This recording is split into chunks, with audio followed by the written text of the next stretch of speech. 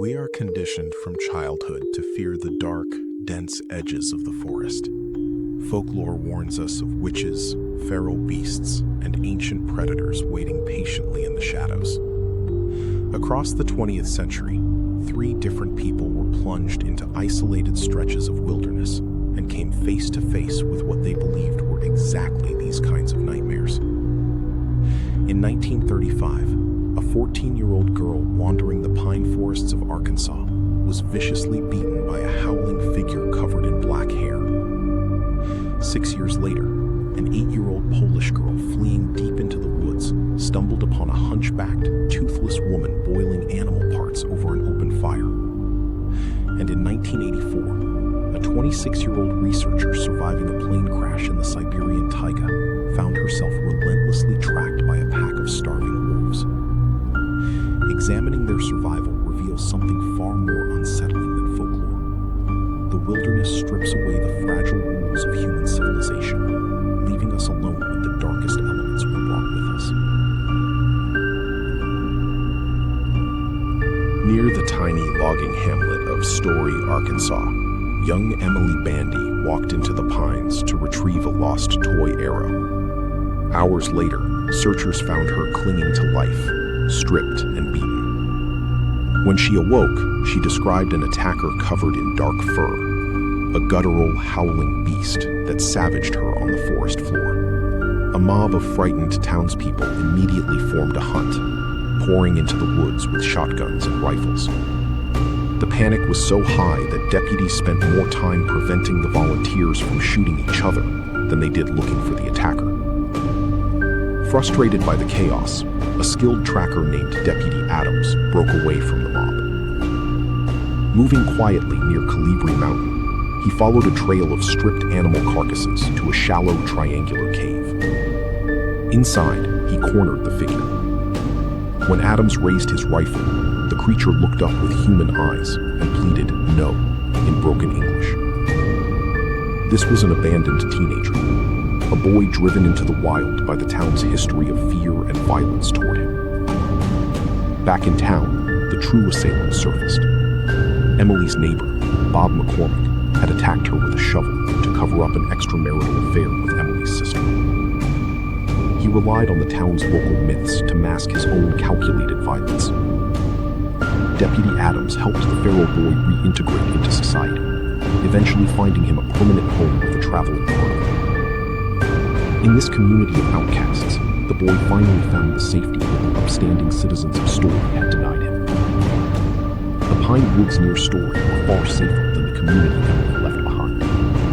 Her life was nearly taken by the calculated cruelty of a neighbor, a threat that lived behind a front door rather than a cave.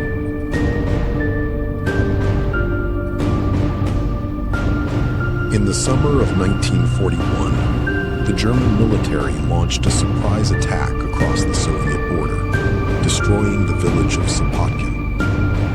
8-year-old Zelda fled into the forest as her neighbors were led toward mass graves. Deep in the night, Zelda spotted a campfire and a hunchbacked woman with decaying teeth emerging from a makeshift shelter of mud and leaves. Terrified by the sight of skinned animals hanging from the branches, Zelda fled, certain she had found a forest witch.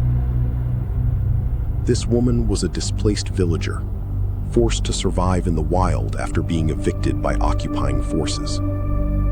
She lived in the woods to escape the reach of Soviet labor camps, a victim of the war rather than a part of its folklore.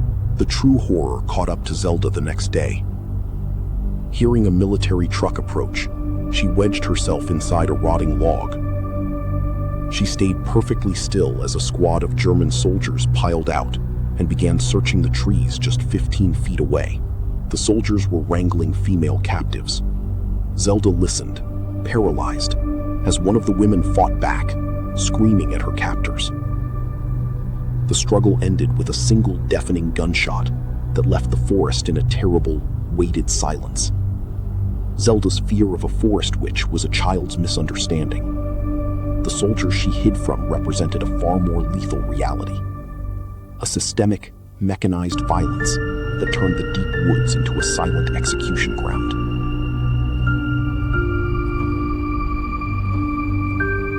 This is the Siberian taiga, an ocean of trees that researcher Katerina was forced to cross after her plane suffered a catastrophic engine failure in 1984. With the pilots dead and her colleagues badly injured, she began a desperate hike for help.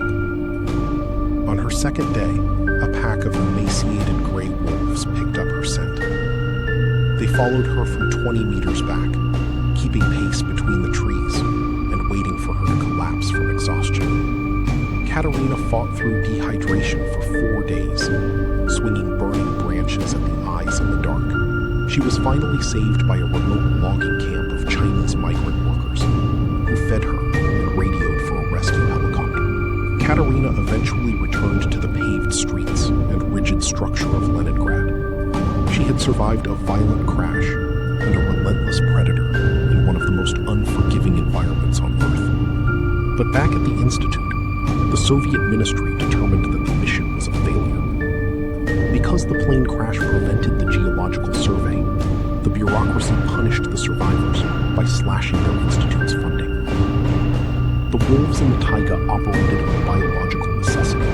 The human institution that greeted Katerina's return operated on administrative apathy, a cruelty that required no hunger to justify itself. The deep woods are a morally neutral space. They reflect the fears and the shadows that we carry into them from the world we live. Yet these stories suggest that in the absolute absence of rules, human darkness is often met by unexpected human compassion. Survived the forest because a group of partisan fighters discovered her. These civilian soldiers took her in, shared their supplies, and protected her until she could reach safety. Joseph found a life beyond his cave because of a patient deputy. And Katerina survived the taiga because of the kindness of migrant workers who didn't speak her language. We tell stories of forest monsters to guard against the unknown. But the light at the edge of the trees is always human. The partisan fighters, the local deputies, and the strangers who choose to lead the lost back to safety.